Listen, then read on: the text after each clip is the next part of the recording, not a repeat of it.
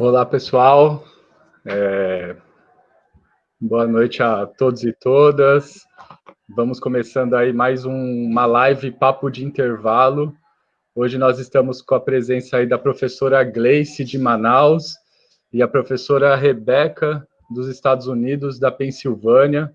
Nós estávamos exibindo aqui as imagens de um documentário produzido pelo The Intercept, o jornal Intercept, referente às manifestações dos professores no estado de Washington, resistindo contra o retorno às aulas presenciais. E esse é o tema da nossa live de hoje, né? A retomada das aulas presenciais. As professoras de Manaus e Pensilvânia analisam os riscos da reabertura das aulas, né? Vamos ouvir um pouco sobre o que aconteceu em Manaus, ou o que está acontecendo, na verdade, né? Porque é um debate extremamente atual, né, de hoje, e nos ajudem aí a compartilhar, né, nas suas redes sociais, nos seus grupos, avisem nos grupos das escolas. E para a gente começar, vamos para as apresentações. Então, nós temos aqui a professora Gleice, de Manaus. Boa noite, Gleice. Boa noite, boa tarde, né? Manaus agora são 5h40. Finalzinho da tarde. Minha saudação, Tiago, Rebeca, a todos que nos assistem. Estamos falando de Manaus, com uma situação que merece não só um conjunto de denúncias, mas também de reflexões e de unificação das lutas. Nós estamos aqui, mais que tudo, para divulgar o que nós estamos vivendo e para buscar os nossos aliados, que são os trabalhadores. Eu quero, Tiago e Rebeca, dedicar minha participação aqui hoje a todos que defendem a Amazônia e os povos indígenas da Amazônia e desse Brasil que defende a natureza, porque o Brasil hoje está atravessando um momento de completo desgoverno no que tem a ver com a defesa da natureza e dos povos. E os professores, eles entram no bojo dessa luta. Eu quero também dedicar a minha participação aqui hoje àqueles que estão numa greve nacional duríssima, que são os trabalhadores dos Correios, e eu quero também, finalmente, dedicar minha participação aqui hoje ao professor e pedagogo Fábio Márcio da Costa Casais, que morreu antes de ontem, no município aqui do lado de Manaus, que Manaus é a capital, e que é um companheiro de luta que morreu sem assistência nenhuma, e isso não pode ser calado, isso não pode ser varrido para baixo do tapete. A minha participação nessas lutas, elas têm a ver essencialmente com, nesse momento, neste preciso momento, com a defesa da educação, com a defesa da vida da comunidade escolar e, principalmente, neste momento também, uma consigna muito específica, que é o não retorno das aulas presenciais. Meu boa tarde a todos. Legal, Gleice, muito obrigado aí pela participação. Então, também convidar a professora Rebeca, que está lá na Pensilvânia, nos Estados Unidos. Obrigado pela participação, Rebeca, e a palavra está com você. Tá certo, obrigada. Meu nome é Rebeca, tomara que vocês podem entender meu português. Eu falo português, mas com um sotaque grande, então se vocês não entendem alguma coisa, Tiago pode me informar, tá? Eu sou uma professora aqui na Universidade Estadual da Pensilvânia, na Faculdade de Educação, mas eu também sou um militante do movimento sindical aqui nos Estados Unidos. A gente tem um movimento sindical, eu sei que não é tão forte como vocês, mas a gente tem, né? Eu sou a filha de 2 dirigentes sindicais, né? Uma da categoria da comunicação e a outra minha mãe, que não era no sindicato, mas ela trabalhou com as condições das fábricas aqui, né? E uma coisa que ela sempre me ensinou quando ela era criança é que aqui nos Estados Unidos tem muitos trabalhos bons, mas tem muitos trabalhos ruins, e a maioria das pessoas que têm esses trabalhos ruins são negros e latinos, pessoas da América Latina. Então, essa questão racial é super importante aqui nos Estados Unidos. Então, eu estou muito feliz de estar aqui com vocês.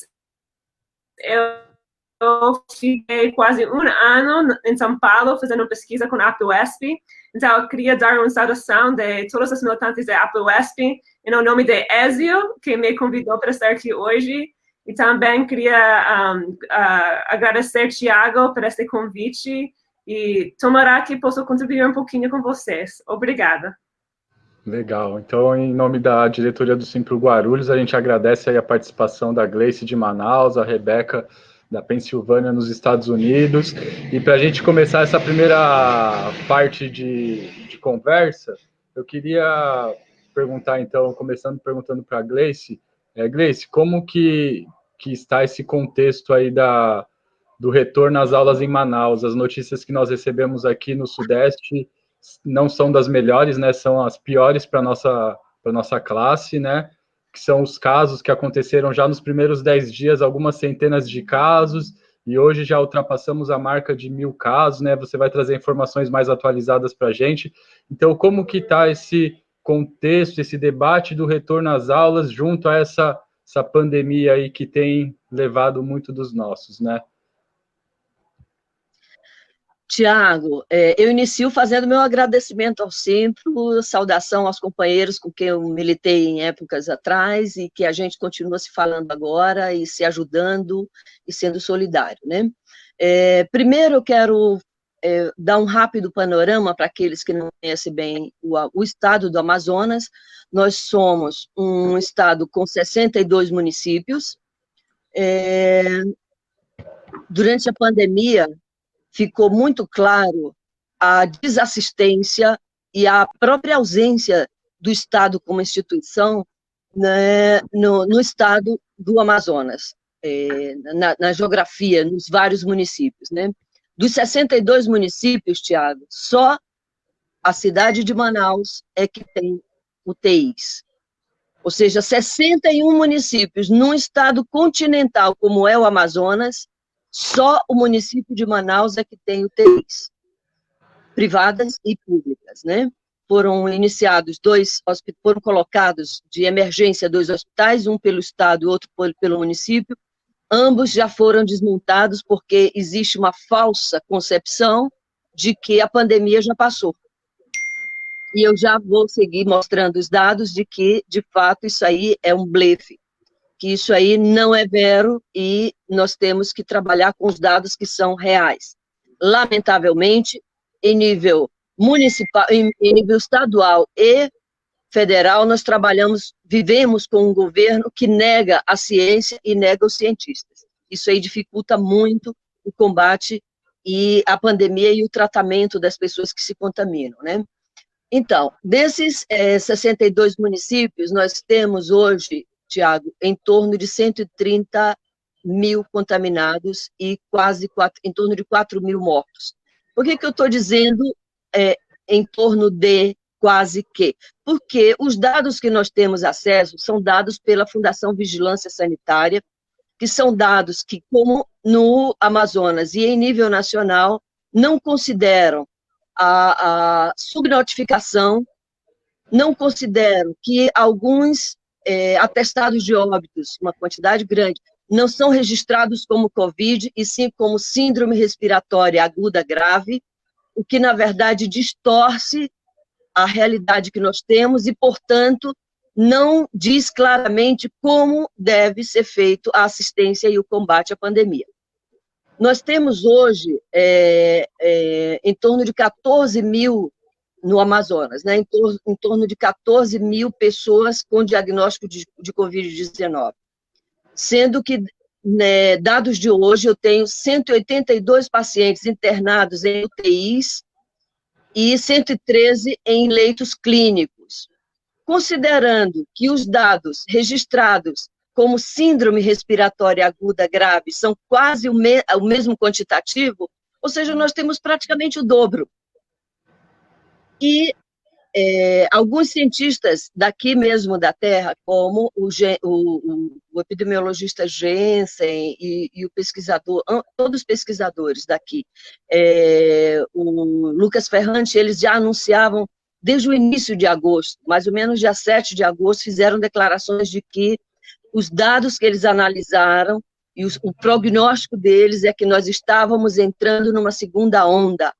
No entanto, a Fundação de Vigilância Sanitária, o secretário estadual de Educação, o governador do estado, todos esses não só negaram essa indicação, esse chamado de atenção feito pelos cientistas, como também tentaram desqualificar esses cientistas. E aqui eu já aproveito para registrar minha solidariedade a eles e ao trabalho que realizam, ao corajoso trabalho e posicionamento deles. Bom, nós vivemos aqui no estado do Amazonas, talvez o estado com uma situação mais degradante em termos de assistência e de acolhimento da população que se contaminou. Nós vivemos filas de ambulância na porta dos hospitais que não podiam fazer outros atendimentos porque não tinham onde deixar os pacientes que estavam dentro da ambulância. Nós vivemos uma quantidade enorme de pessoas que foram aos hospitais e depois voltaram para casa sem assistência porque não tinha como ser atendido, estavam superlotados os hospitais. Nós vivemos as tristes imagens de pessoas sendo enterradas coletivamente em covas rasas porque o serviço do necrotério municipal não estava dando conta de enterrar essas pessoas. Então, é nesse contexto que nós temos uma política governamental que impõe o retorno das aulas presenciais, e aqui eu quero fazer um parênteses, que a priori nós, da categoria de professores, não somos defensores incondicionais das aulas virtuais, das aulas feitas à distância, que nós tivemos que assimilar, tanto nas redes estadual como municipal, porque nós entendemos que a aula presencial ela não é substituível, ela é onde efetivamente se processa o processo de conhecimento, né, o adquirir das novas informações, dos novos conhecimentos, e é necessário, em nenhum momento se pode secundarizar esse processo presencial, mas nós estamos vivendo uma situação absolutamente inédita para a nossa geração, e nesse sentido, nós acabamos fazendo a opção de defender a continuidade das aulas virtuais em detrimento das aulas presenciais, porque todos nós sabemos que o aglomerar de pessoas, e as escolas são um lugar privilegiado de aglomeração, até para que o processo de conhecimento se efetive, esse aglomerar nas escolas acaba resultando numa difusão muito acelerada e em grandes dimensões da contaminação pelo coronavírus, né? Então, nesse sentido, a partir do momento que o governo anunciou o Amazonas em primeiro lugar como fazendo as aulas presenciais, nós começamos a luta, a nos posicionar publicamente nas escolas, para os pais, para os alunos, contra essa modalidade e explicando o porquê. Antes de entrar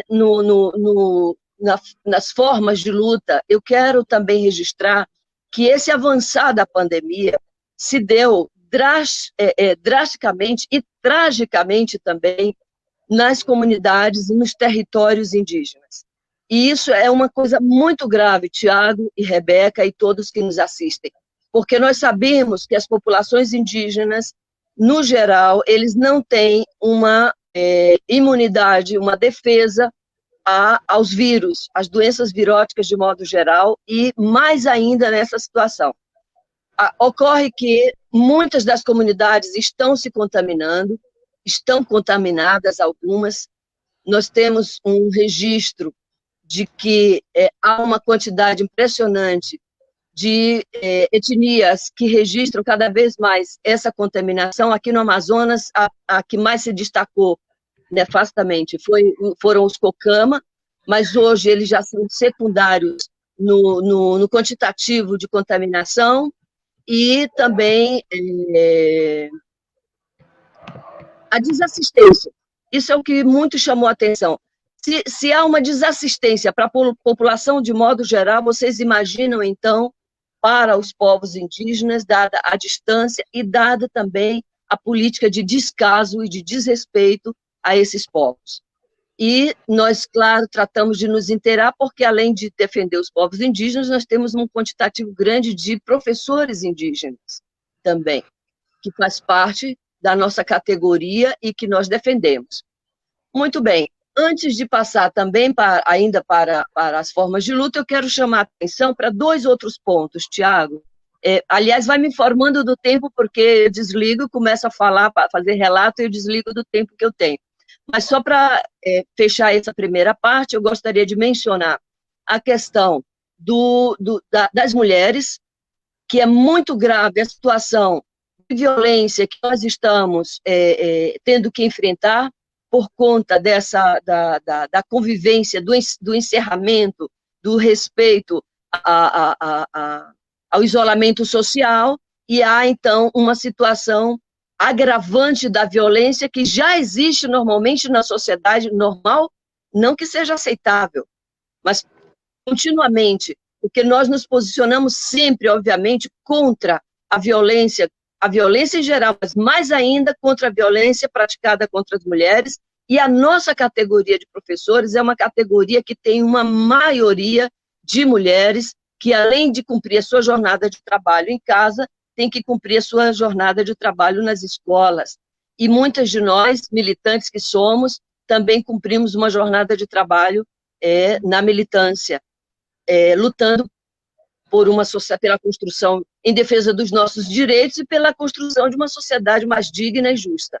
E o outro ponto que eu quero mencionar é justamente a situação da categoria frente à sociedade, porque muitas pessoas ignoram que nós, trabalhadores da educação, nesse período de pandemia, seguimos trabalhando e trabalhando muito, né? Trabalhando muitas vezes até dobrado ou triplicado, muitas vezes bancando os custos, porque nós pagamos pacote de internet, pagamos telefone, tivemos que comprar chip para usar celulares para contatar nossos alunos, seus familiares, para passar informação, para dar aulas, para dar orientação. Então, muita gente ignora isso, ou se não ignora, pelo menos não dá valor, e acaba a gente ouvindo comentários esdrúxulos, desrespeitosos, desanimadores, do tipo, vocês têm que voltar mesmo para a escola, a gente quer que os nossos filhos já ficaram muito tempo nas nossas casas e tem que voltar para as escolas. Só que a gente tem que lembrar que a escola é um lugar de produção e repasse de conhecimento. A escola é um lugar de educação, não é um depósito de crianças e adolescentes, né? Não é.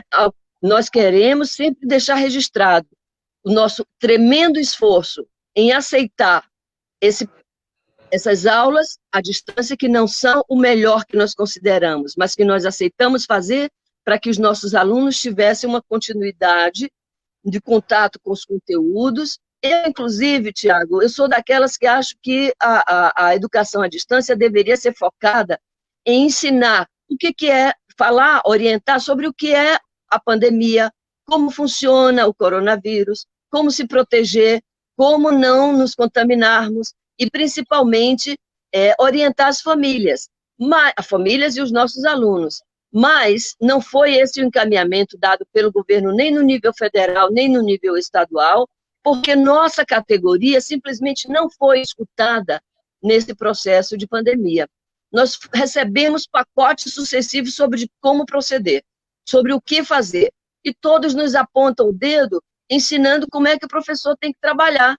Mas nós somos formados, nós temos competência, nós sabemos o que fazer.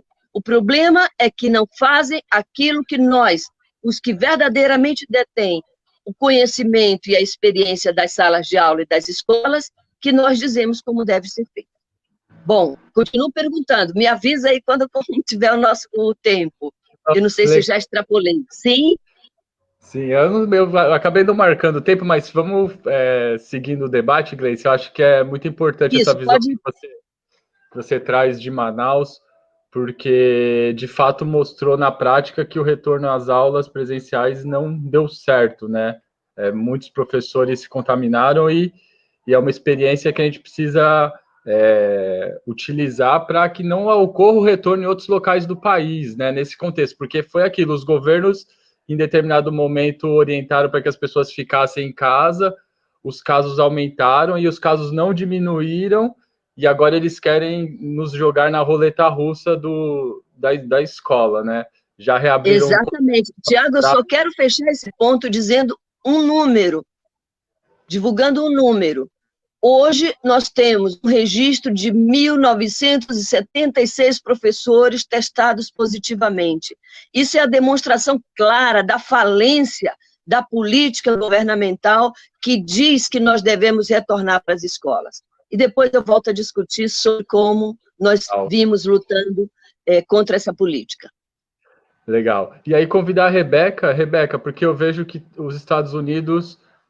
talvez um cenário parecido com o do Brasil, né? Tanto os Estados Unidos quanto o Brasil estão no topo lá do maior número de mortes, né? Os Estados Unidos está em torno de 199 mil mortes, o Brasil em torno de 134 mil mortes, e ambos os países têm no poder presidentes que negam, né?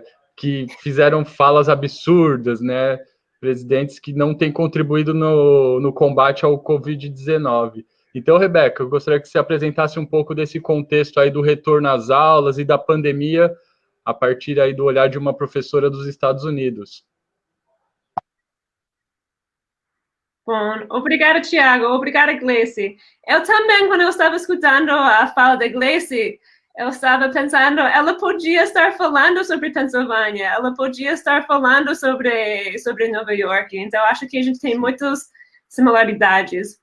Uma coisa que eu queria dizer é que aqui nos Estados Unidos, a gente recusa dizer educação à distância, porque, na verdade, a gente não está vivendo educação à distância.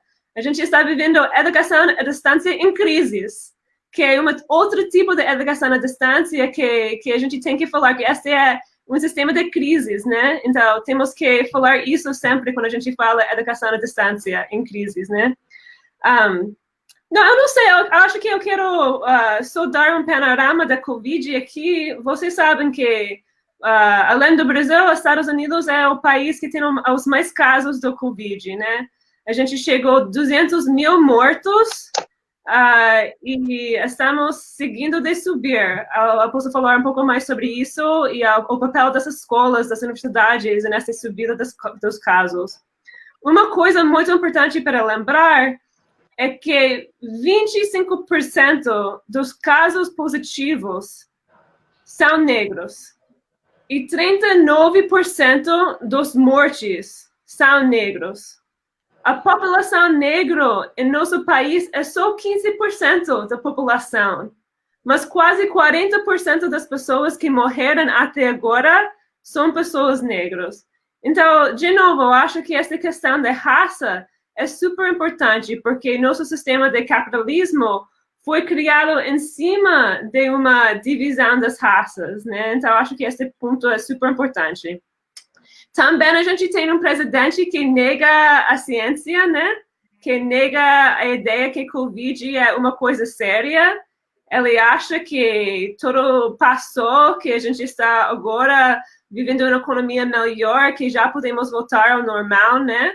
E por isso estamos em uma campanha muito grande contra ele. Vocês sabem que a gente tem uma eleição em novembro e na verdade, na esquerda, uma campanha contra Trump é uma coisa um pouco polêmica, né? Eu posso falar sobre isso se vocês querem depois. Mas a minha perspectiva e a perspectiva das pessoas com quem eu milito, a gente tem que tirar Trump. Mesmo que o Biden, outro candidato, é uma imperialista, capitalista, neoliberal dos piores, né? Mas mesmo assim, o Trump é outro tipo de pessoa, é uma pessoa que está chegando ao fascismo aqui, que está empoderando todas as pessoas que têm essa ideologia de supremacia branca. Vocês entendem supremacia branca, né? E sim, aqui em Pensilvânia, estamos no centro desta campanha, porque, de novo, acho que é um pouco difícil explicar, mas a gente não tem um sistema direita de eleição para presidente. A gente tem um sistema de colegiado eleitoral.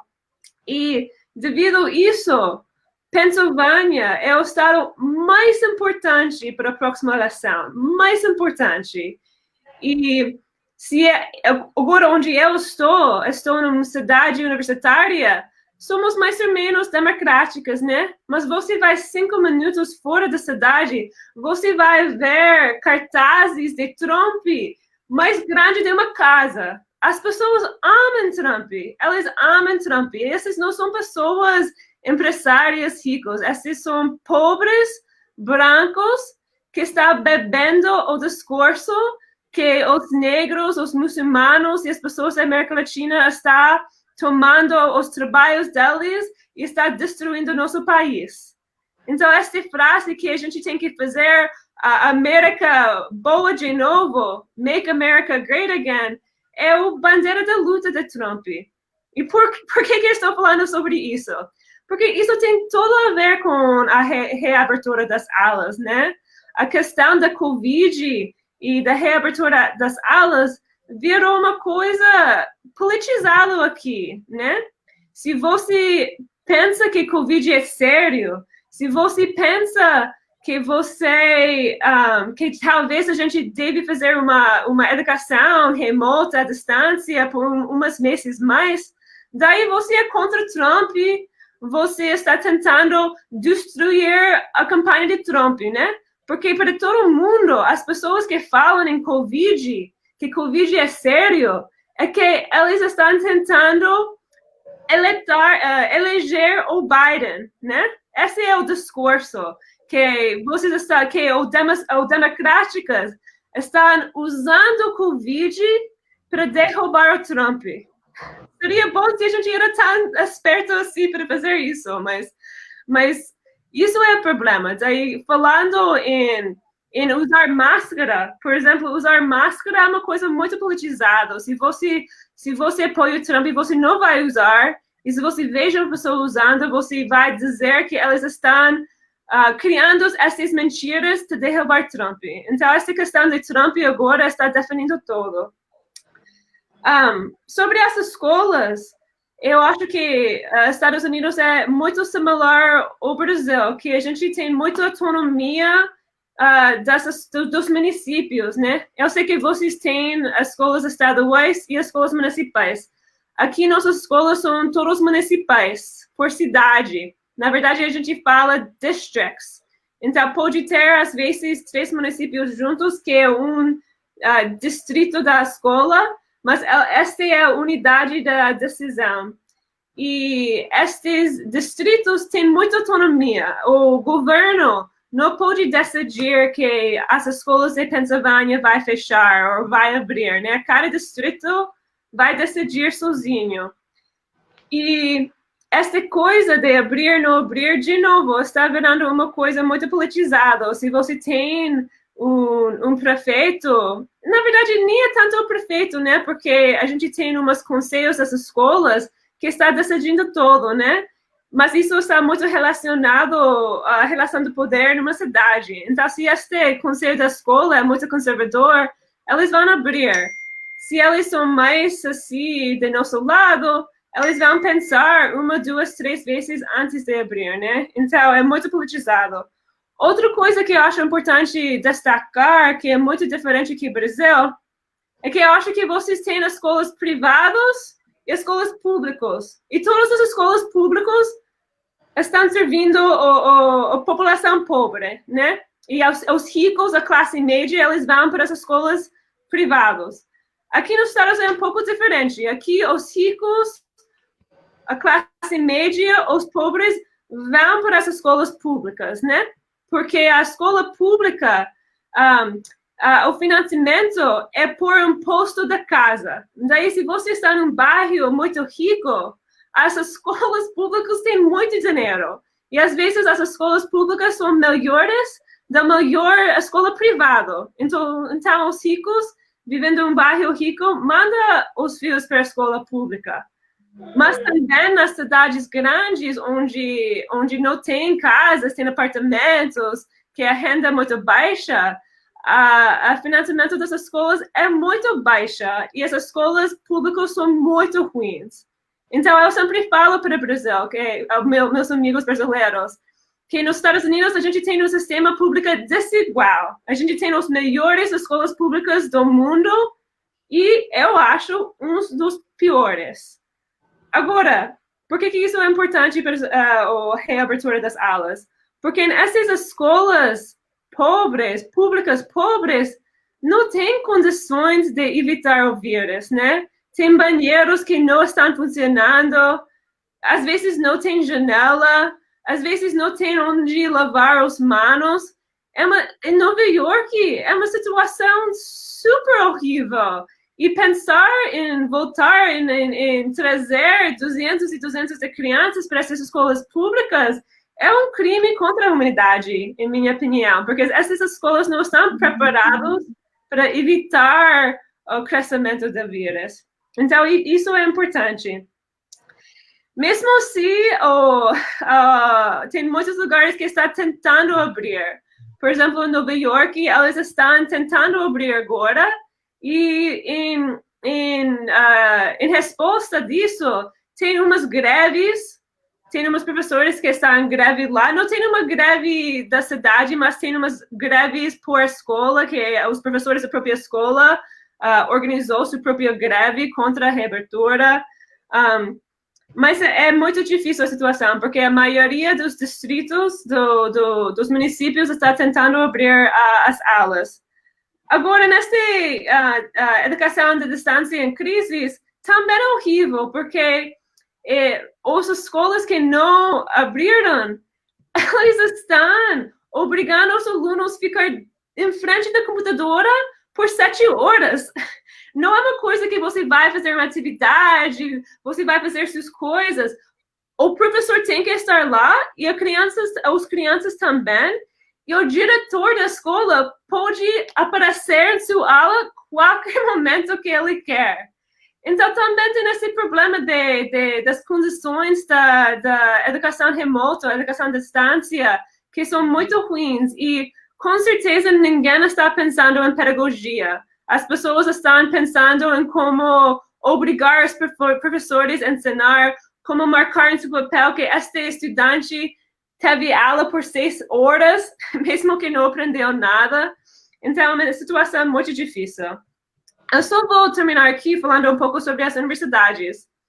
As universidades é o caso mais grave nos Estados Unidos. O único lugar fora das fábricas de batidores de carne, vocês entendem batidores de carne? Batidores de carne? Tiago, entende isso? Não entendi, desculpa, Rebeca. Fábricas de batidores de carne, entende isso? Lugares fábricas de carne. Ah, sim, tipo, como se fosse um frigorífico no Brasil. Como é? Um frigorífico. Frigoríficos. Então, esses lugares têm os casos maiores de Covid. Depois deles, cidades universitárias. Por quê? Vou dar o exemplo da minha cidade. Eu moro numa cidade muito pequena, no centro de Pensilvânia, que tem 50 mil pessoas. Faz 3 semanas, a universidade decidiu convidar 45 alunos para voltar para a universidade. E nossas universidades são muito diferentes que vocês, porque vocês têm pessoas que moram em casa e vão para as universidades. Aqui, todos os estudantes moram dentro da universidade. Sim. Então, faz 3 semanas, 45 novas pessoas de todos os Estados Unidos chegou à nossa cidade pequena para morar juntos em prédios onde tem 3, 4 estudantes por quarto. Foi ridículo. Os professores aqui, a gente organizou contra, a gente tinha várias manifestações, mas a gente perdeu. A universidade conseguiu trazer esses estudantes e agora, em State College, nas notícias de ontem, nossa cidade é o segundo maior caso no país de casos de Covid.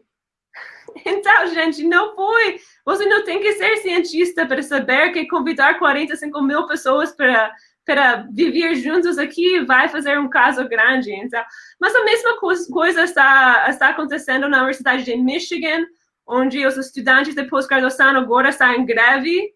A mesma coisa está passando em Chicago, em vários lugares onde tem universidades. Então, esta coisa de abrir as universidades é muito triste, e isso eu acho que é a maior luta agora, porque pior que abrir as escolas de ensino médio, primária e secundária, é trazer estudantes para morar juntos, que significou abrir as aulas universitárias. Então, acho que eu vou parar aí e eu posso responder outras perguntas. Sabe uma matéria na Folha de São Paulo, Rebeca, falando que as faculdades são o novo foco do coronavírus, né? Desde agosto, 36 mil casos nas faculdades, né? Eu acho que mostra bem, porque nesse contexto aí de que a faculdade também tem a questão da moradia, né? A gente continuando nos nossos debates, hoje nós vamos ter a participação de duas pessoas que vão fazer uma intervenção e vão acabar deixando uma pergunta. Eu vou convidar aqui para acessar a sala a Nicole. Oi, Nicole. Olá, tudo bem? Nicole, prazer, gente. Olá, Nicole, seja bem-vinda. A Nicole é estudante secundarista, né, do Antônio Viana. Nicole, se apresenta aí, a palavra é sua. Pode fazer sua intervenção. Prazer, tudo bem, gente? Quero dar um oi para todo mundo. Agradecer desde já a confiança. Estou aqui toda me tremendo, um pouco nervosa, mas eu estou feliz pela oportunidade, porque eu acho muito importante ouvirmos também o lado dos alunos. Então, meu nome é Nicole Casey, eu tenho 17 anos, sou do 3º ano do ensino médio, então esse seria meu último ano na escola. E é meio doido, porque, assim, no começo do ano, estávamos eu e meus amigos combinando como seria a formatura e todo mundo brigando pela cor do vestido. Hoje em dia, a gente se vê na frente de um computador e é um pouco, assim, né, estranho para todo mundo. Eu sou da escola, como o Thiago disse, de uma escola estadual, chamada... Desde já, eu quero pedir perdão se aparecer algum barulho, mas é porque a gente tenta achar um lugar calmo. Sim. Mas é difícil. Eu sou aluna de uma escola de periferia, então a minha escola se encontra na periferia de Guarulhos, e eu vim falar para vocês não só o meu ponto de vista, mas através dessa oportunidade eu quero dizer o ponto de vista dos alunos com quem eu tive contato. Nós sabemos do tanto de casos que foram confirmados no mundo, do tanto de morte que nós tivemos no mundo em 24 horas, do dia 15 até o dia 16 de setembro, foram mais de 4 mil mortes em 24 horas, e são dados realmente que me preocupam. E estudando um pouquinho, eu olhei um pouco sobre a pesquisa do Centro de Controle de Prevenção e Doenças, um instituto importante dos Estados Unidos, e segundo um estudo deles, eles dizem que uma pessoa doente, um único doente, pode contaminar até outras 6 pessoas. Baseado nesses dados, eu comecei a fazer algumas contas. Na minha sala de aula tem 42 alunos. Então, dentro de uma sala de aula, existem 42 alunos. Se a minha sala, somente a minha sala, voltasse a ter aulas presenciais, significa que esses 42 alunos poderiam infectar até 252 outras pessoas. E aí, ampliando um pouco mais isso, uma escola funcionando manhã, tarde e noite. Supondo que nesses 3 períodos essa escola tenha 1.700 alunos, esses 1.700 alunos, para que esses 1.700 alunos de uma única escola pudessem voltar a estudar, haveria um risco de 10.200 outras pessoas que não estão nessa escola serem infectadas, somente no trajeto de ida até a escola ou o trajeto de volta dos alunos. Então, significa que para 1.700 alunos voltarem a estudar, outras 10 mil pessoas correriam o risco de ser contaminadas. Então, nós não estamos falando aqui somente pela parcela estudantil, não somente pelos professores ou os agentes que trabalham dentro das escolas. Nós falamos também em nome de toda a população que tem contato com esses alunos. Dessa forma, eu acho viável dizer que voltar às aulas, antes que uma vacina eficaz esteja disponível para toda a população, é realmente postergar o que diz a Declaração de Direitos Humanos no artigo de número 25, que assegura que todo ser humano tem direito à saúde e bem-estar, e que essa saúde e bem-estar são bem indissociáveis da vida. Significa que, ao voltarmos para a escola de uma maneira apressada ou de uma maneira que não seja seguro para todos, nós estamos negando aos alunos, nós estamos negando aos professores, aos agentes de limpeza, nós estamos negando a eles o direito à saúde e, consequentemente, o direito de viver. Na minha escola, os alunos do ensino médio precisaram fazer um artigo de opinião com o tema da nossa live, sobre as consequências de uma retomada de aula presencial. E eu tive acesso a alguma dessas redações, e são redações extremamente bem pautadas, e 100% dessas redações dos alunos que estudam em escolas estaduais trazem consigo o mesmo argumento, a mesma citação.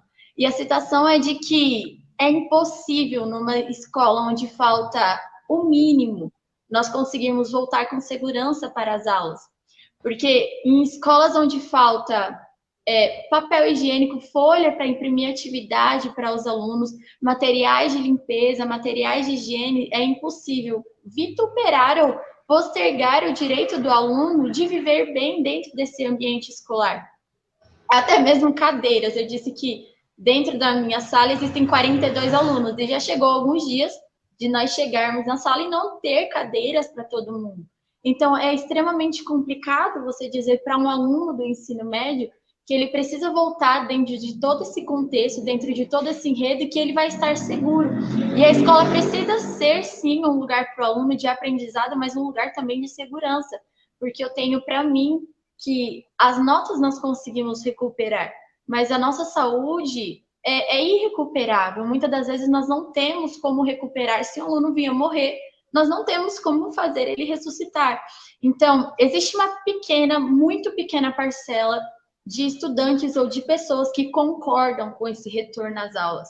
E conversando com os pouquíssimos estudantes que concordavam em voltar às aulas, eu não via da parte deles a necessidade de voltar, mas todos eles têm o mesmo medo, o medo de perderem o ano letivo, o medo de ficarem sem nota, o medo de terem que cursar o mesmo ano de novo. Então, nós podemos ver que esse medo dos alunos é um medo que foi construído socialmente, onde esses alunos, eles aprenderam a vida inteira que as notas deles valiam mais do que o bem-estar físico deles, mais do que o bem-estar psicológico. Então, eu peguei aqui o tema de uma redação, de uma das muitas redações que eu li, de uma aluna chamada Natália Santos, e o tema da redação é retomada consciente ou genocídio controlado. Então, realmente, nós temos exatamente essa discussão nas nossas mãos, e é isso que nós estamos discutindo aqui hoje. Nós temos duas opções: realmente voltar quando nós estivermos seguros, ou esperar para ver um genocídio dentro da nossa classe estudantil de toda a sociedade. Eu queria terminar minha participação já agradecendo de todo o meu coração por essa oportunidade, pela oportunidade que eu tive de estar aqui falando. E eu gostaria de fazer uma pergunta para as professoras, para o Tiago, que aqui estão. Muitas das redações, e eu estou falando isso com o embasamento de que, com essas contas que nós fizemos, que se 1.700 alunos voltassem a estudar, 10.200 outras pessoas corriam o risco de ser contaminadas. A minha pergunta para vocês é que algumas pessoas se esperaram ou se baseiam no argumento de que alguns países europeus ou alguns países como os Estados Unidos, por exemplo, pretendem voltar às aulas, e eles usam isso como respaldo, como se isso fosse possível aqui em nosso país. E eu gostaria de saber de vocês, não só qual é a visão de vocês, mas o que muda, ou o que é um fator determinante para que nós possamos mostrar a essas pessoas as implicações da sociedade aqui no Brasil e da educação no Brasil.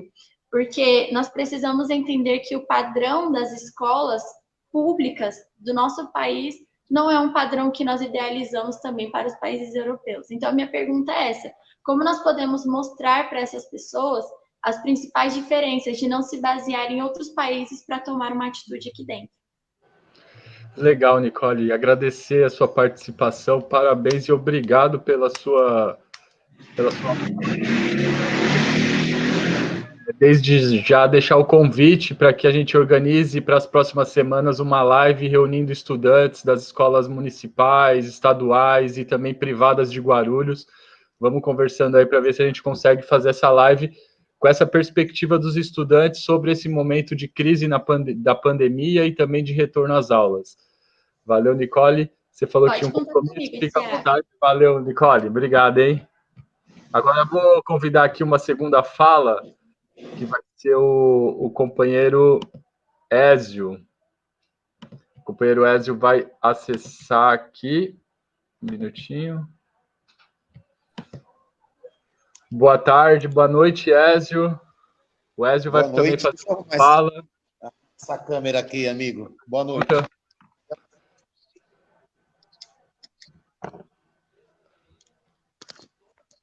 Acho que melhorou um pouquinho, né? Seja bem-vindo aí. Você tem a... Oi, Ézio. Tudo Boa bem com noite, vocês? meu compa. Todas já citaram você aqui, Ézio, agora... Deu certo, não? Beleza. Ô, meus amigos, então, em primeiro lugar, é um prazer tê-los aqui, teoricamente, virtualmente na minha casa. Espero que, dentro em breve, isso passe e vocês estejam fisicamente aqui também. Tanto a Gleice como minha amiga Rebeca, minhas companheiras de luta, de muitos valores, assim, inestimável na importância da luta pela educação pública com uma sociedade mais justa. Então, primeiro quero parabenizar, então, a iniciativa, já as falas de vocês, em nome de toda a diretoria do Simpro Guarulhos, abraçá-las de forma solidária, fraterna e de companheirismo verdadeiro, e também dos colegas de São Paulo, que não são diretamente do Simpro Guarulhos, mas que são da POSP, das várias correntes que nós temos aqui, também mandar um abraço a todas vocês, tá bom? Então, vamos lá, gente. Eu queria... o Thiago já falou algumas questões sobre a nossa realidade, e eu vou deixar um pouco que ele continue, quando tiver as oportunidades, ele falando sobre elas. A nossa situação aqui no estado de São Paulo, a nossa situação na nossa cidade de Guarulhos, onde está tendo uma pressão muito violenta do setor empresarial das escolas privadas, para que faça uma reabertura urgente. Eles têm aí trabalhado com dados que estão perdendo alunos, que isso vai ter problemas para poder fazer a escola funcionar futuramente, mas, ao mesmo tempo, eles vêm arrancando o couro dos professores no que diz respeito a esse sobretrabalho, aquela jornada básica que, às vezes, o professor tinha de 6 horas, está virando 8, 9 horas. A Rebeca falou muito bem do assédio que é isso aí nos Estados Unidos, sobretudo nas escolas que ela acompanha. Aqui, Rebeca, para você ter ideia, o nível é muito parecido ou igual ou pior. A ponto de, por exemplo, agora há pouco, atrás do Thiago, passou uma pessoa, o diretor da escola, o coordenador da escola, chamar a atenção de professores que estão na sua casa, muitas vezes com seus filhos ali também, e os seus filhos vêm pedir uma atenção, uma coisa mínima, mas ao eles entrarem na frente da tela, muitos professores sofrem represária, ameaça, advertência. Esse é o nível que está colocado o tal do teletrabalho aqui. Só que essas escolas também, aproveitando aí o tal do passa-boiada do Salles, esse assassino, porque é um assassino que está acontecendo hoje em termos das matas estão sendo destruídas, ele é responsável direto por isso. O passa-boiada dele, nas escolas privadas, os patrões estão deitando e rolando. Pra vocês terem ideia, tem absurdo de professores por 75%, olha lá, sendo 75% da sua jornada reduzida, as aspas, na verdade, o seu salário, mas só que o volume de trabalho é o mesmo ou até mais. Ou seja, eles alegam que estão reduzindo o salário, porque vão reduzir a jornada e não estão reduzindo. Então, eles estão conseguindo ainda, nessa situação toda, se aproveitar muito bem da situação para explorar mais ainda, né? E aqui as escolas de São Paulo não é diferente da que foi colocado pela Gleice e parte do que a Rebeca falou, nós não temos condições estruturais, arquitetônicas, de higiene nenhuma para poder ter um retorno às aulas frente ainda o elevado número de contaminados que nós temos no estado e no país. 2, nós não temos funcionários. Muitas escolas, mesmo as escolas privadas, para reduzir custos, trabalham com pouquíssimo efetivo de funcionário de limpeza, que é uma das exigências dos protocolos. Quase de 3 em 3 horas, limpar toda a escola, limpar todos os espaços onde os alunos convivem. Quer dizer, nós não temos condições. Isso é importante registrar, por quê? Porque o que está querendo se fazer com os retornos das aulas é exatamente isso que já foi falado. É abrir um canal de grandes possibilidades do que já aconteceu em Manaus, aí da contaminação. E isso vai ser de forma avassaladora, descontrolável.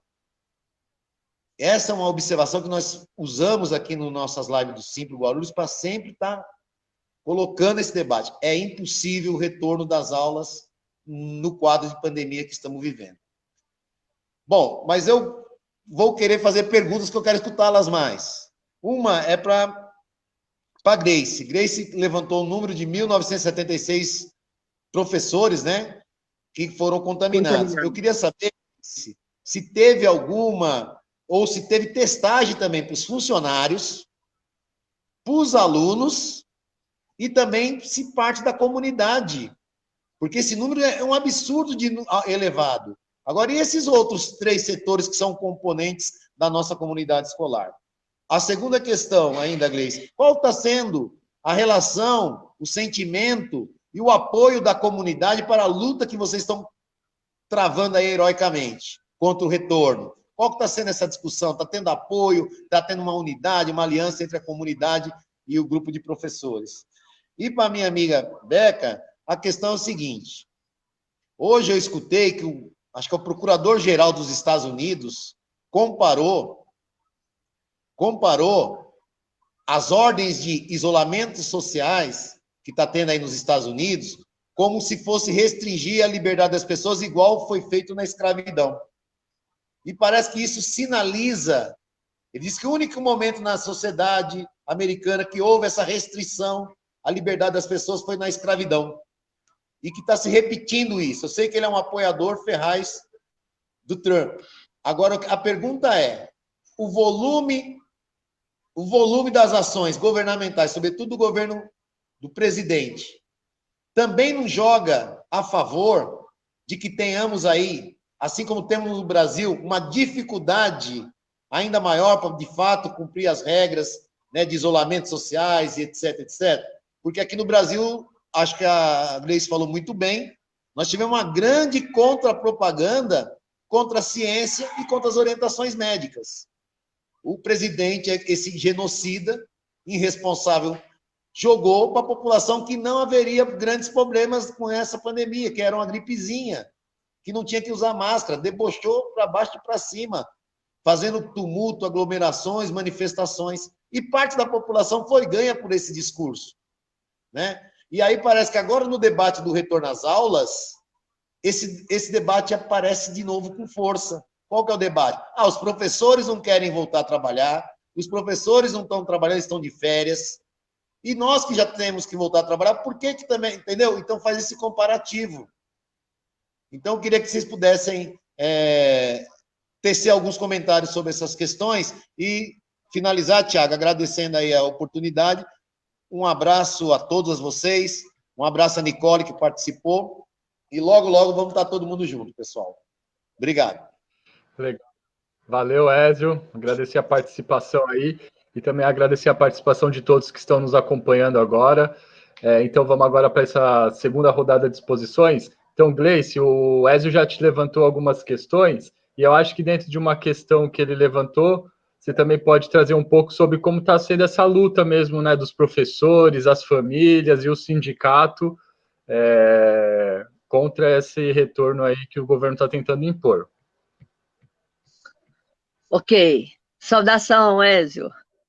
Então, vou historiar um pouquinho. Na verdade, o retorno nosso foi imposto. Importante dizer que quando eu falo em retorno, eu estou me referindo à rede estadual, e foi imposto o retorno ao ensino médio. Isso significou 106 mil, mais de 106 mil alunos e 123 escolas, né?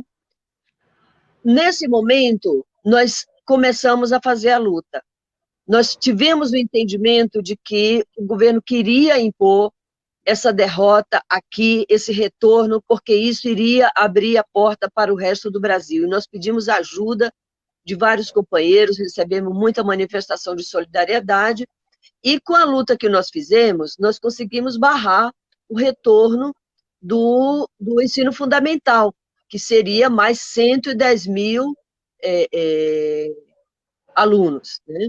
Só que, o que acontece? É importante dizer que quando o governo declara que nós vamos fazer o retorno, o governo maquiou algumas poucas escolas e fez uma comissão de parlamentares, claro que todos aqueles parlamentares que dizem amém para esse governo, que visitaram as escolas e avalizaram o retorno. Mas a verdade é que nós precisamos resgatar a nossa história de luta. Nós lutamos por estrutura melhor nas escolas há décadas. Todos vocês são testemunhas, os que são da educação sabem disso. E não falo só de professor, não. Falo dos trabalhadores em geral da educação, dos alunos e dos seus familiares. Nós lutamos por melhor estrutura nas escolas há muito tempo. Eu dei aulas em São Paulo, eu sei que a diferença não é muita. Eu sei que nos banheiros das escolas de Manaus e de São Paulo e do resto do Brasil não tem papel higiênico e não tem sequer sabão para os alunos lavarem as mãos. E que isso tem na sala dos professores, no banheiro dos professores, porque nós fazemos cota para comprar esse material, para ter limpeza mínima nas nossas salas. Mas isso não é possível que se continue. Então, o governo aqui do Amazonas falou que estava as escolas estruturadas, seguindo um protocolo que ia ter álcool em gel para todo mundo, que ia ter máscara. Olha, a história das máscaras virou um meme federal, porque os caras fizeram umas máscaras tão grandes, que alguns alunos começaram a fazer fotos usando como se fosse biquíni, sutiã do biquíni, ou se fosse uma saia, ou seja, virou uma coisa absolutamente ridícula. E é importante registrar que o governo anunciou o nome da empresa que teria fabricado essas máscaras absolutamente inutilizáveis, chamava Nilcatex, o nome da empresa. E a empresa fez declaração dizendo que venceu esqueci o nome. Enfim, a licitação para fazer as máscaras, mas que não tinha chegado a ser entregue. Então, até hoje, nós estamos aguardando que o governador do estado faça uma declaração explicando de onde vieram essas máscaras e quem pagou por elas, porque o que nós sabemos, pelo portal da transparência, é que foram caríssimas. Então, se não foi essa empresa que venceu a licitação, quem foi que recebeu esse dinheiro? Quem foi que preparou essa grandíssima e vagabunda máscara que foi entregue para todo mundo? Um detalhe, eles chamam, foi entregue para os professores um kit de um único produto, é uma redundância, né? Um único produto que é uma máscara, sendo que nós sabemos que a OMS recomenda que uma máscara seja trocada a cada 2 horas, como mínimo. Ou seja, se nós trabalhamos 2 jornadas, manhã e tarde, ou manhã e tarde e noite, alguns professores, porque é tão ridículo o nosso salário que a gente, às vezes, tem que cumprir uma jornada de 60 horas, como é que você trabalha com uma máscara? Outra coisa, para os alunos também, não é só para nós. Bom, nós fizemos uma luta porque essas aulas foram iniciadas sem fazer testagem dos professores nem de ninguém da comunidade escolar. Com muita luta, nós conseguimos, demonstrando a cada momento pessoas contaminadas, nós conseguimos fazer com que o governo fizesse a testagem. Está em curso ainda, mas só de professores. Isso não é nossa reivindicação. Nossa reivindicação é de toda a comunidade escolar. Porque não é possível que, se você faz um teste vagabundo para uma professora ou um professor, no dia seguinte vai estar na mesma condição, porque os alunos vão estar aí, os que podem ter trazido a contaminação de casa, outros colegas, funcionário, merendeiro, pessoal da limpeza, etc, etc. Então, esse processo de dizer que está se cumprindo o protocolo é um blefe completo. E está desafiado o governador a mostrar, se nós indicarmos uma escola para ele ir de surpresa e mostrar que tem realmente as condições, porque não tem, nós temos absoluta segurança disso.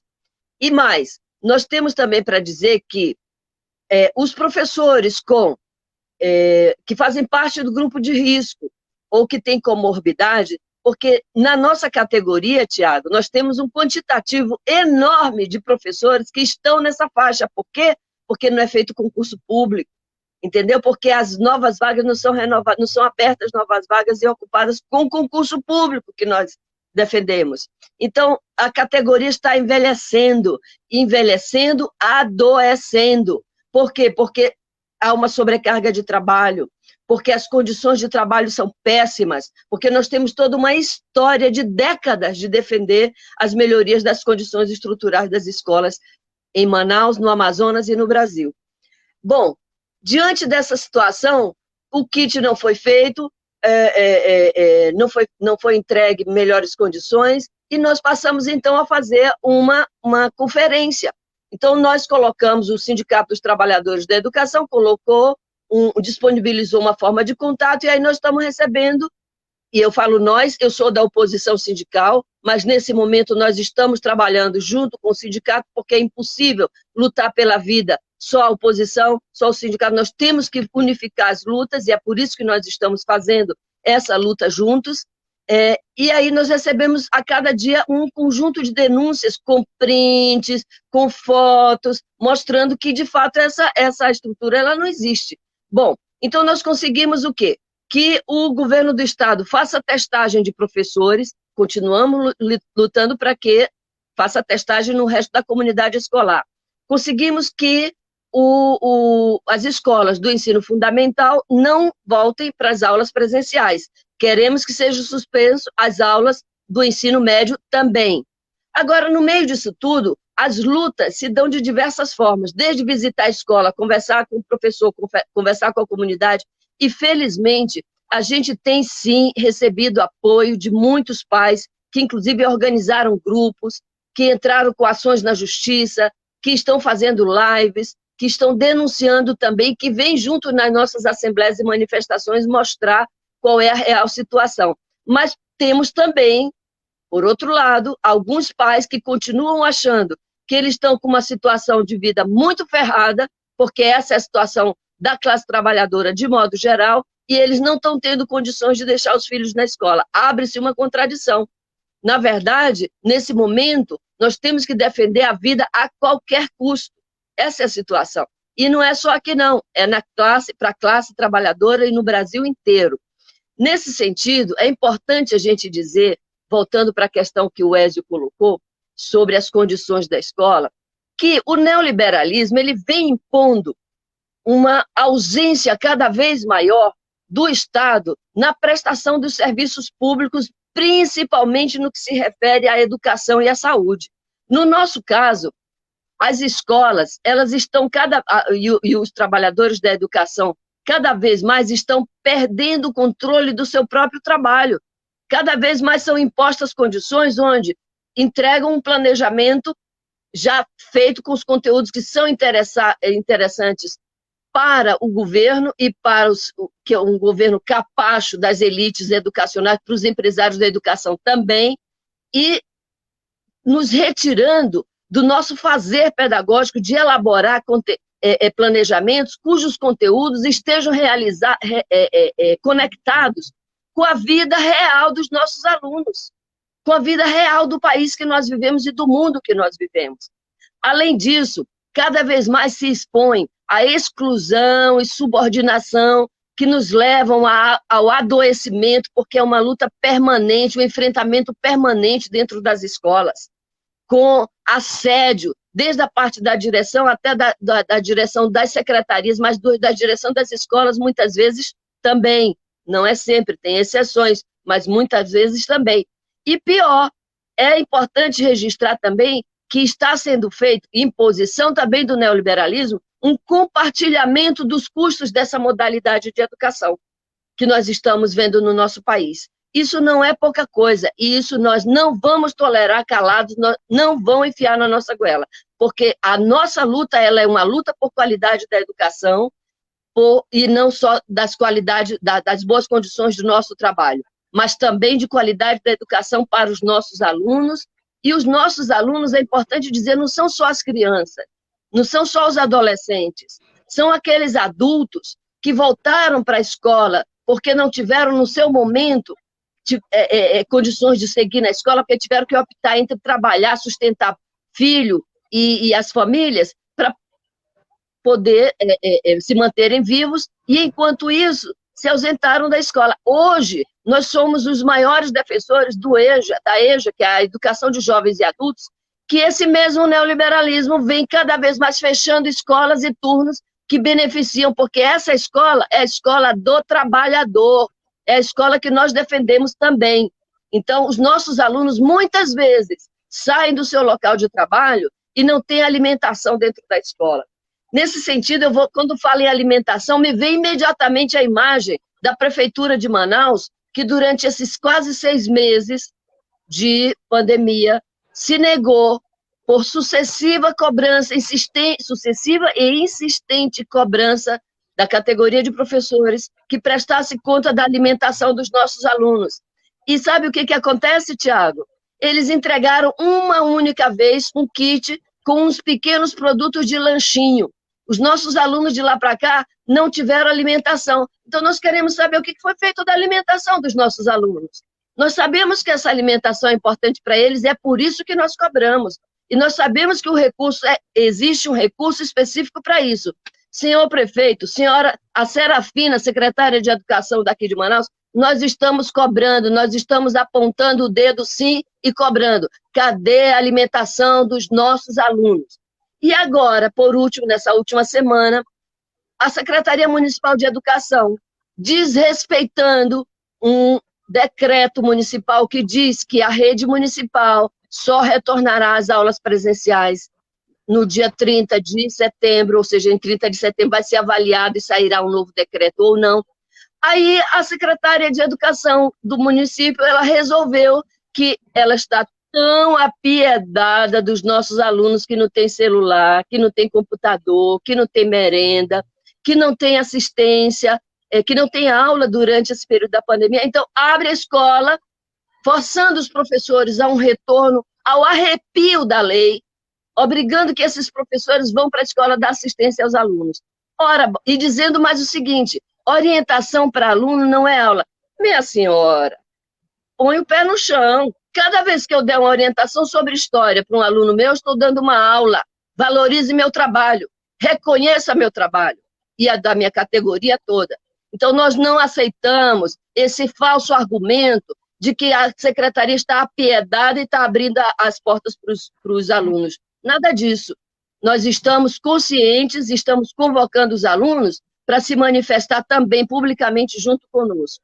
E, para finalizar, eu quero dizer que, não sei se já extrapolei novamente o tempo, mas, enfim, para finalizar, vou dizer apenas que está declarado na cidade de Manaus, pelos cientistas e até mesmo pela Fundação de Vigilância Sanitária, essa que fica camuflando os dados aí, a instituição não, a direção que fica camuflando dados, a senhora Rosemary, até ela fez um vídeo hoje dizendo que reconhece que houve um aumento das pessoas contaminadas na cidade.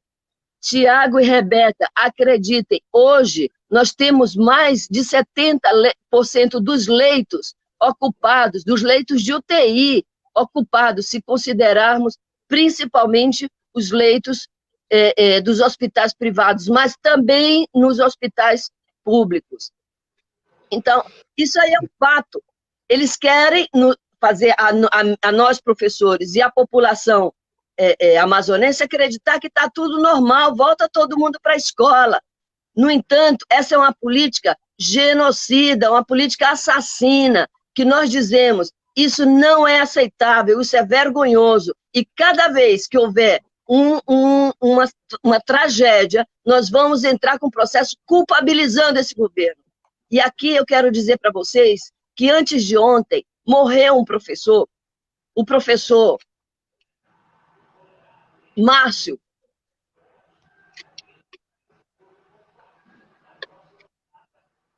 professor Fábio Márcio da Costa Casais. Ele morreu no município de Presidente Figueiredo, tinha ido na noite anterior para ser atendido na unidade de saúde, deram uma dipironazinha, mandaram ele de volta para casa, no dia seguinte ele voltou mais ruim ainda, deixaram ele por mais de uma hora esperando sentado lá numa cadeira, de repente o professor foi caindo, alguém na hora filmou, nós temos filmagens disso, dessa denúncia que eu estou fazendo aqui agora, ele caiu e morreu. Nesse período de pandemia, Rebeca, não é só gente que, não morre só gente por Covid. As consequências do Covid são nefastas também, porque os hospitais estão superlotados, estão sem funcionários, estão sem assistência. O nosso companheiro morreu, e sabe por quê? Porque o SUS vem sendo cada vez mais solapado nos seus investimentos, na necessidade que tem de recursos para atender a população, que é a população que, através dos seus recursos, mantém esse sistema de saúde. Então, é lamentável, é vergonhoso e é inaceitável. Eu estou indignada com a morte desse companheiro e com mais quase 2.000 companheiros contaminados pela irresponsabilidade desse governador, que determina uma política de retorno à sala de aula que só contribui para ampliar os índices de adoecimento por Covid na nossa cidade e no nosso estado. Legal. Desculpem, mas eu realmente estou furiosa. Sim, todos nós, né? Estamos em luto pelos mais de 130 mil brasileiros e estamos chegando à marca aí de 1 milhão de mortos pelo mundo, né? E eles tentam naturalizar essa morte, né? Eles tentam naturalizar essa Não só o governo, mas também a própria imprensa, sabe, Tiago? Como se fossem números, não fossem pessoas. Nossos parentes, nossos amigos, nossos companheiros que estão aí morrendo cada dia. Sim. E nos Estados Unidos, Rebeca, emendando já, passando a fala para a Rebeca, o Ezio deixou aquelas perguntas e eu queria também que você pudesse trazer um pouco sobre o panorama dessa luta sindical e dos professores contra o retorno às aulas e essa política genocida que o Trump também reproduz nos Estados Unidos, né? Como que os professores estão se organizando no sindicato? Como que está sendo essa luta aí no norte da América? Saber, a gente vai terminar essa live 7 horas ou um pouco depois? Ou só para saber meu tempo? A gente tem mais, aqui está marcando 1h18, a gente tem mais uns 20 minutos. Fica tranquila, pode falar seus 15 minutos tranquilo. Tá certo. Bom, primeiramente eu queria parabenizar Nicolai, a jovem que estava aqui, que ela falou muito bem, né? Ela é um jovem com muito conhecimento. Nossa, eu fiquei impressionada com ela, então eu queria dizer parabéns para ela. E ela perguntou como que a gente pode mudar a situação. É você que tem que mudar, né, jovens? Vocês que têm que fazer uma greve lá, recusar ir para a aula. Nossa, quando vocês fizeram aquelas ocupações das escolas em 2015, as jovens aqui ficaram tão animados, né? Foi uma inspiração para todo mundo. Então, acho que o futuro está em suas mãos. Nicolai, o nome dela era Nicolai, né? Nicole. Então, eu gostaria que você viesse aqui para os Estados Unidos para falar com nossos jovens, porque nossos jovens realmente têm muito que aprender com os jovens brasileiros, eu acho. Bom, foi um prazer ver Ezio, né? Foi muito legal ver você, Ezio. Geralmente, quando eu encontro com Ezio, a gente sempre está na rua de São Paulo com uma cerveja, que seria melhor que uma live, né? Sim. Um dia a gente encontra de novo lá para tomar uma, né, Ezio? Bom, Ezio, eu acho que você colocou a coisa principal da luta dos Estados Unidos agora, que a gente está dentro de uma luta das ideias, né? Uma luta de como a gente vai falar sobre liberdade, né? A liberdade tem muitas definições. a gente da esquerda, a gente está lutando pela liberdade contra o capitalismo, a liberdade do trabalhador, né? Mas aqui a liberdade é muito ligada com as raízes do nosso país. E geralmente a liberdade é a liberdade de usar armas, né? De ter armas em sua casa. E também a liberdade de ter propriedade privada e ter sua propriedade privada protegida. E a liberdade de lucrar, de tentar fazer lucro, né? Em negócios, outras coisas. E agora, neste momento, estamos colocando outra definição de liberdade, que é a liberdade a não usar máscara. Então, a gente está agora com este quarta liberdade, que as pessoas realmente está dizendo que usar máscara, essas regras, são contra a liberdade das pessoas. E eles usam quais exemplos? Você veja em China é sempre exemplo. China é onde você não tem liberdade, onde eles têm regras. Você quer que a gente vira uma China, né? Então, os Estados Unidos sempre tem que ter um inimigo, né? Foi a União Soviética antes, e agora é o China. O Trump segue chamando o Covid o vírus dos chinos, né? Que é uma coisa muito racista e muito errado, na verdade. Então, você tem razão, Ezio. A gente está numa luta das ideias e temos que lutar pela ideia de usar máscara. Não é uma coisa que o governo está impondo, mas é uma coisa que a gente tem que fazer para voltar a nosso ritmo de vida, né? Que a gente tem que usar, porque a gente tem que ter consciência. Se você não está usando máscara, você não tem consciência, você está colocando muitos vírus em risco. Então, a gente está tentando lutar contra essa ideia de liberdade a não usar máscara, e falar sobre usar máscara é consciência do povo, né? E eu não sei se a gente está ganhando essa luta das ideias, mas estamos tentando, e vamos ver um pouco em novembro se a gente ganhou, né? Porque esta eleição vai ter muito a ver com essa luta das ideias em cima de Covid. Bom, sobre a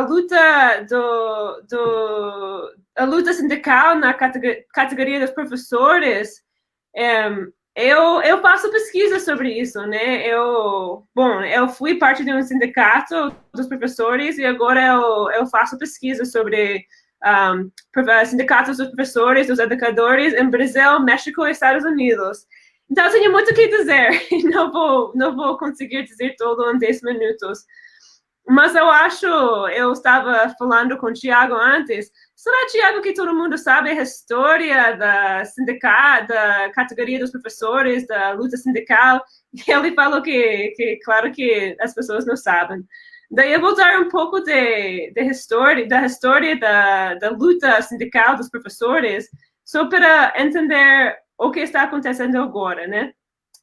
Os professores aqui nos Estados Unidos só conseguiram ganhar o direito a sindicalizar nos anos 60, né? Nos anos 60, começou uma luta em Nova York que tomou muitas cidades em todo o norte do país e no fim dos anos 60, quase todos os professores, educadores do norte do país já tinham um sindicato, né?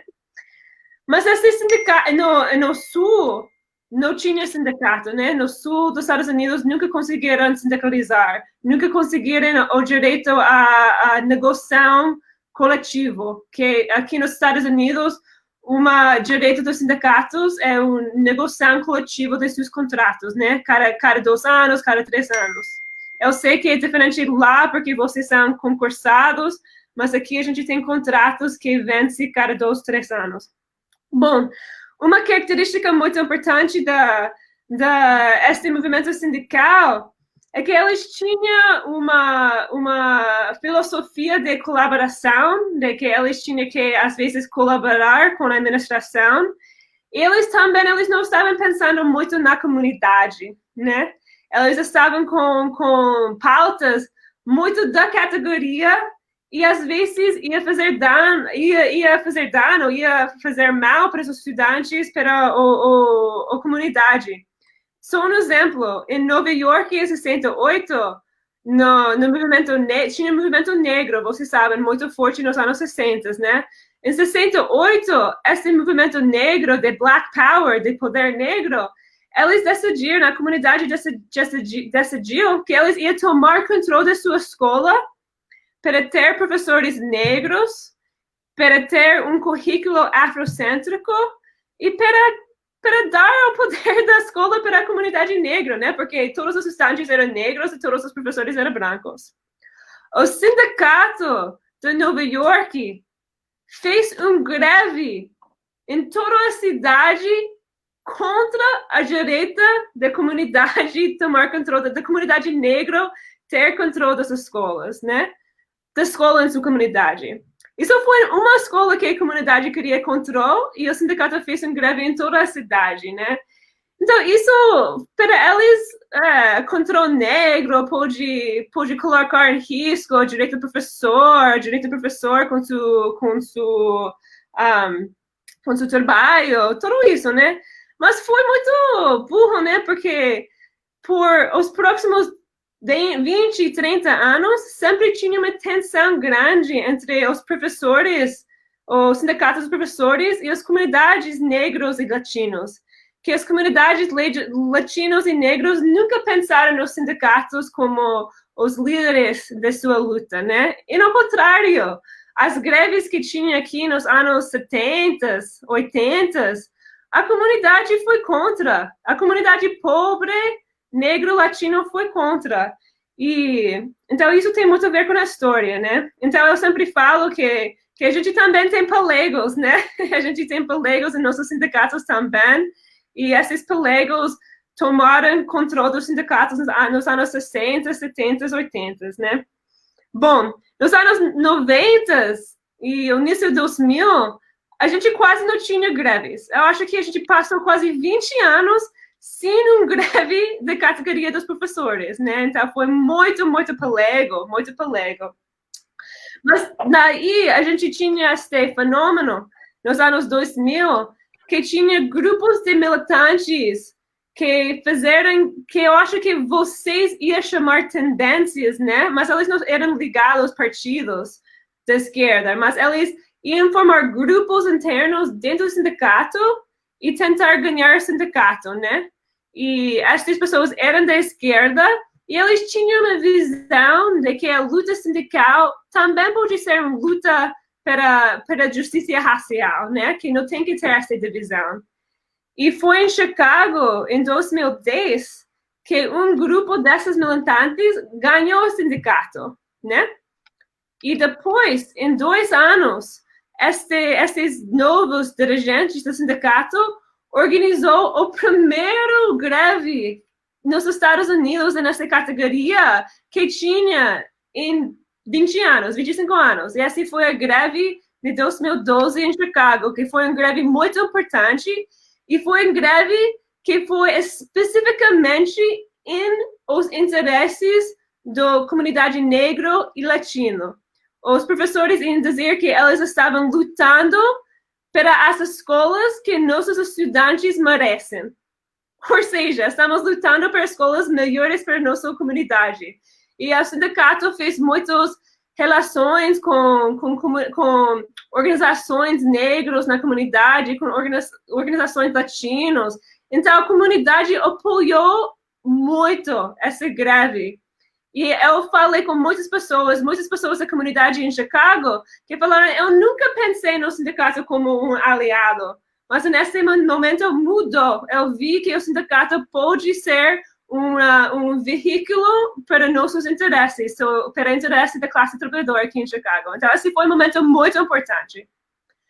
Agora, esse momento inspirou muitas pessoas da esquerda em todas as cidades nos Estados Unidos, né? Muitos militantes ficaram assim, a gente quer fazer isso, vamos formar um grupo dentro do nosso sindicato, que a gente chama um caucus, é uma palavra em inglês que não existe em português.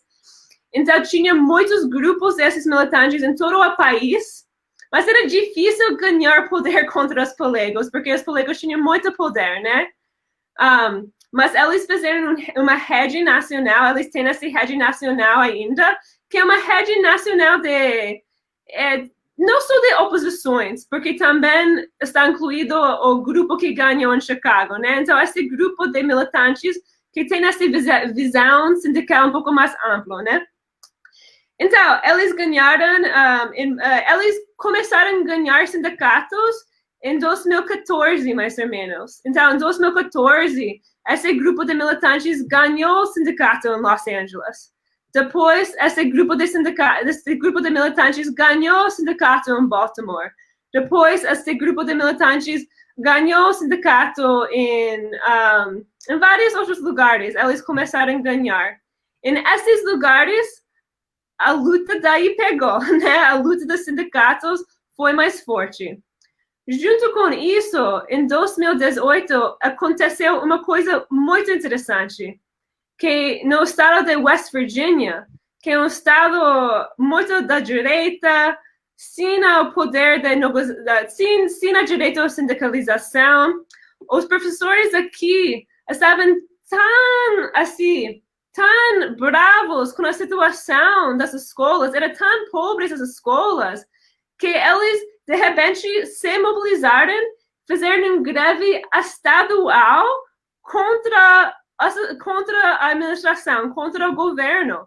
Mas foi uma coisa meio espontânea e meio organizada, mas para mim, para todas as pessoas da esquerda, não surpreendeu, porque a gente nunca pensou que um estado de direita, assim, do sul do país, ia ter uma luta dos professores. Mas, de repente, West Virginia estava em luta, depois Arizona também pegou a luta, depois Kentucky, depois Oklahoma. Então, em 2018, tinha mais greves que os Estados Unidos já tinha visto desde 1984. E foi todas essas greves, lutas dos professores. Então, esse momento, esta onda de greves em 2018 foi super importante. Depois, em 2019, o Los Angeles, que é uma cidade muito grande, eles fizeram sua primeira greve em 30 anos. E eles ganharam em 6 dias muitas coisas. Eles ganharam direito a uma enfermeira em todas as escolas. Eles ganharam o fim de testes padronizados, né? Então, eles ganharam muita coisa nesse momento em Los Angeles. Depois tinha greve em Denver, depois em Oakland, depois de novo em Chicago.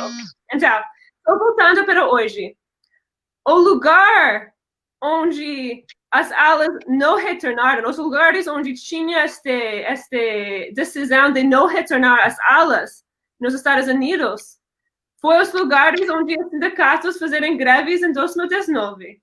Porque em esses lugares, como Los Angeles, eles falaram que, ok, se a gente vai retornar, a gente vai fazer greve. E a cidade, Chicago, Los Angeles, de repente, não, está bom, não vamos retornar, então, não fazem greve. Então, aqui, a retornar esta tática de greve foi super importante para mudar as relações da força dentro das escolas e dentro dos distritos, dos municípios, né? Então, a gente está vendo que realmente foi os lugares onde os militantes ganharam força que a gente conseguiu proibir a retorno das aulas. E Nova York é um exemplo. Nova York é um pouco como São Paulo, é o sede nacional dos polegos, né? Mas é um pouco diferente, que a gente não tem no PT. Que eu sei que vocês reclamam do PT, mas o PT em Nova York não são democráticas, né? Mas então a gente tem pior que o PT, a gente tem uns polegos lá em Nova York muito forte, né? Então lá os militantes nunca ganharam poder, porque é quase impossível ganhar poder lá. Mas mesmo assim, esses grupos de militantes que tinham essa inspiração em outros lugares, eles como que falo? Eles conseguiram mudar a relação de forças e conseguiram dizer que tinha requisitos, tinha que esperar 3 mais semanas para abrir as aulas. Em umas escolas agora tem umas greves. Então, mesmo nas cidades onde os polegos têm poder ainda, os grupos de militantes estão fazendo uma diferença. Então, isso é para saber. Eu acho que o futuro do nosso país, o futuro da educação, vai ter muito a ver com a luta luta sindical dos professores.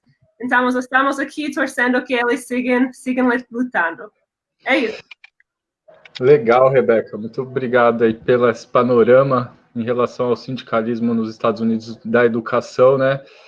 Eu acho que ajuda muito nós aqui no Brasil, em São Paulo, e o Simpro Guarulhos, porque a gente está nesse processo de repensar a luta sindical, né? Essa necessidade de resgatar os professores, professoras para a luta.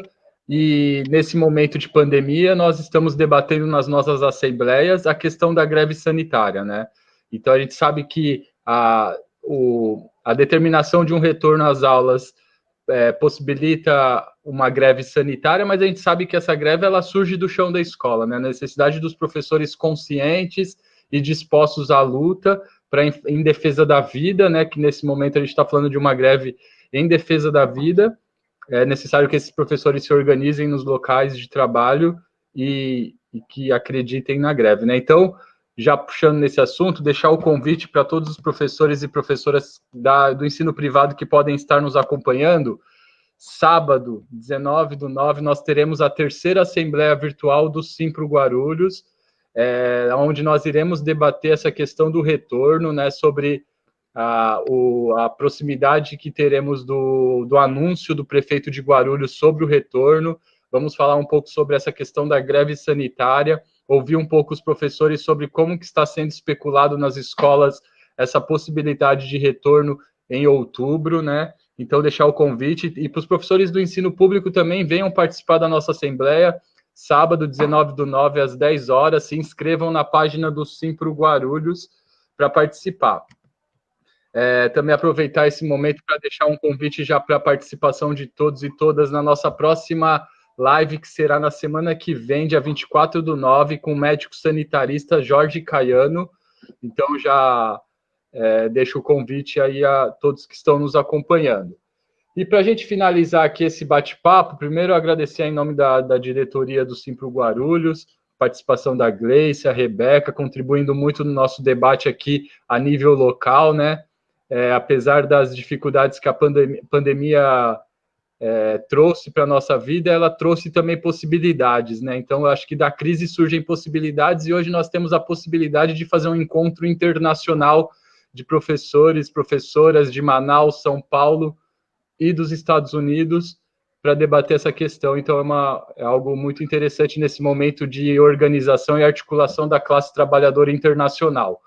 E, Gleice, para a gente finalizar, deixar suas considerações aí, obrigado pela participação, estamos juntos aí, os trabalhadores da educação de São Paulo, Manaus, deixar o espaço aí para que você faça as suas considerações aí, finais. Bom, Tiago, eu quero, ao fazer minha consideração final, me dirigir à Nicole, que eu passei batido na intervenção anterior, e dizer que é o seguinte, Nicole, talvez o mais importante não seja mostrar que os outros países são diferentes, mas que a luta dos outros países é como a nossa. Então, veja, em Barcelona houve retorno e depois suspenderam o retorno. A luta na Argentina, na Costa Rica, no México, na França, que também houve retorno e depois recuaram. Ou seja, há uma luta no mundo todo onde as pessoas se dão conta de que essa história de aglomeração nas escolas é uma agudização, caminha para uma agudização da pandemia. Então, nós não somos diferentes, nós estamos engajados, nós fazemos parte desse mundo que está nessa luta em defesa da vida.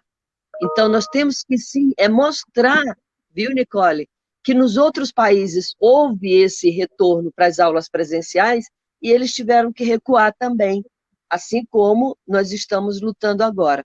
Bom, e eu quero, claro, agradecer ao Simpro Guarulhos, pessoal combativo de luta historicamente, ao Tiago, que eu conheci agora há pouco, ao velho e combativo companheiro Ézio desde muito tempo, e a Rebeca, que eu também conheci agora, na certeza que eu estou entre companheiros, porque as nossas lutas, elas podem até se diferenciar no que tem a ver com a realidade específica de cada região, mas a nossa luta maior, que é contra a exploração e a opressão do capital em todas as suas formas, e esta que nós estamos vivendo é uma forma também de lutar contra o capital, de lutar a favor da vida.